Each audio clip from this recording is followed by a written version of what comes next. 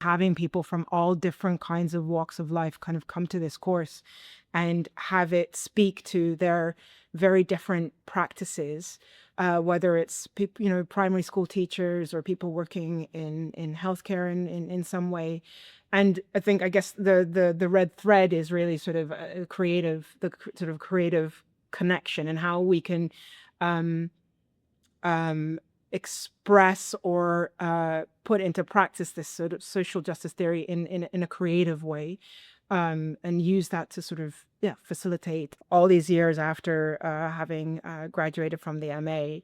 I'm still so constantly busy with the learnings that have really sort of started when I started this MA sort of course, and that was really sort of a catalyst, that this sort of this knowledge isn't just sort of confined within the 2 years that you do this MA.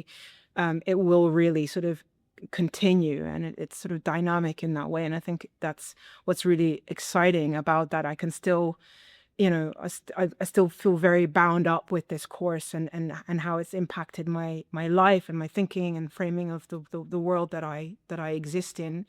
Um, and also just, sort of from a careers perspective, I am a guest lecturer on this course. I am a tutor on this course as well.